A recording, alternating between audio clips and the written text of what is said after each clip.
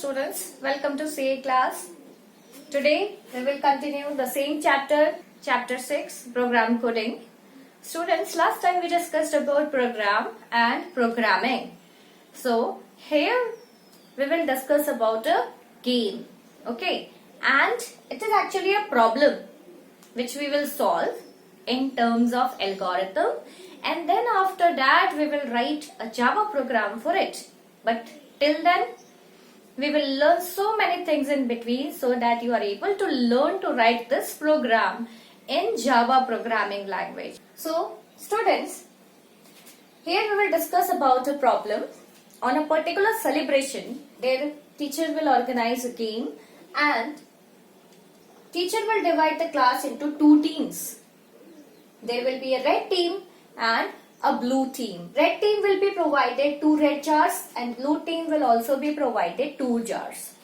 On one jar it will be written chocolate and another jar it will be written glass balls. Got it? Same for blue team also.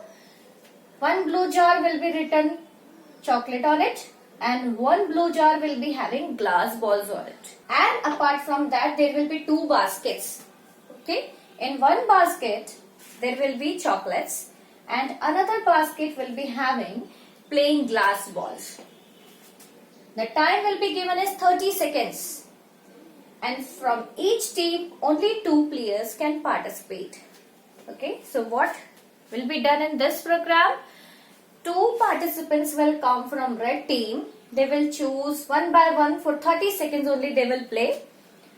They will choose to take chocolates and glass balls from 2 baskets and then put it into the red jars. Okay? Chocolate they will put in red chocolate jar and glass balls they will put in red glass ball jars. The jars will be marked with chocolate and a glass ball on it. So whatever name is written, according to that they will drop chocolate and glass balls inside it. The same for blue team also. 2 players will come from blue team and they will take chocolates and glass balls and they will put it into the respective jars. So students, you might have thought something about it. How we can get the final result of this problem? See, the number of chocolates will be counted from red jar. Okay. Then number of glass balls will be counted from the red jar. Then total of the chocolates and glass balls will be find out. The same way for blue team also. The number of chocolates they have collected will be counted first. Then number of glass balls they have collected will be counted. And after that sum of both will be taken out. Okay. Then we will check that who has collected more chocolates and plain glass balls and that team will be the winner. Okay. So now students, if we will write the program or algorithm, what are the input values? Number of chocolates collected by red team, number of glass balls collected by red team. Here also, number of chocolates collected by blue team, number of glass balls collected by blue team. Got it? Now what will be the processing? The processing will be the addition of red team chocolates and red team glass balls. The processing here is the addition of blue team chocolates and blue team glass balls. Now comparison. Okay, the condition. The is condition will be there in the conditional statement if we draw the flow chart. Okay, like is sum of chocolates and glass balls collected by red team is greater than sum of chocolates and glass balls collected by blue team. Then if it is greater, okay, that means true condition. What will be printed? Red team is the winner. And if it is false, if the condition is false, which condition?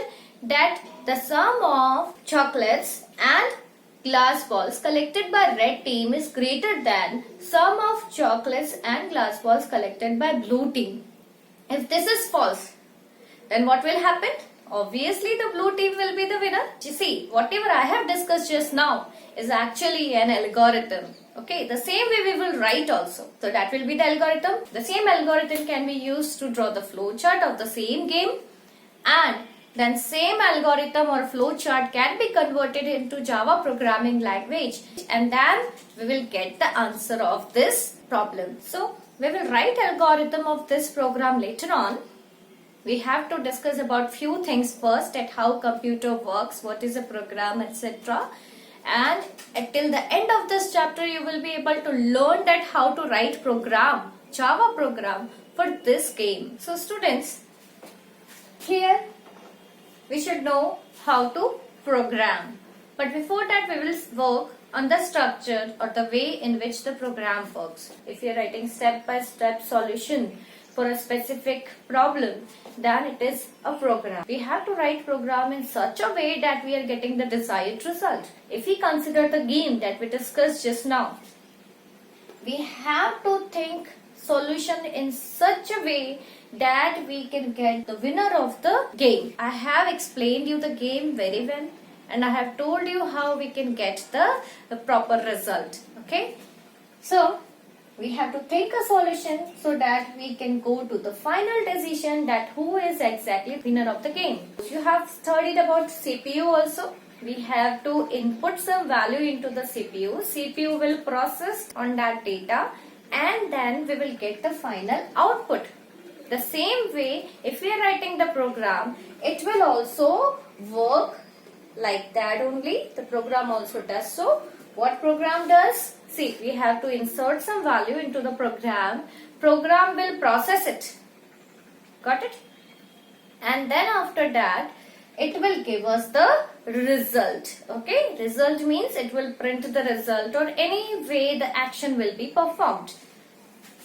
So students, if we input some value into the program, okay, in input we will insert some data.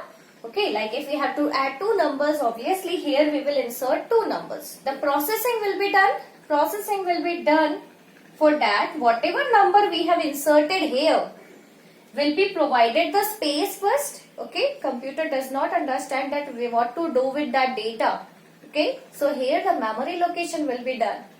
The data inserted here, the two numbers will be there. Two numbers will be provided space in memory. Then after that, there will be the breakdown into the small steps. Okay, here we will find out small steps. After finding out the small steps, we have to provide the space for the calculation. Okay, like if we have to add two numbers, then whatever is the answer will be stored somewhere.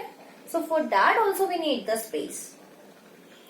Then after that we will check the order of the operation. Order of the operation is very necessary. Okay, we cannot perform the first step in the last or the third step in the first, etc. There is the sequence that we have to follow. Then we will ensure that final result is correct or not. It is actually, this process is known as debugging.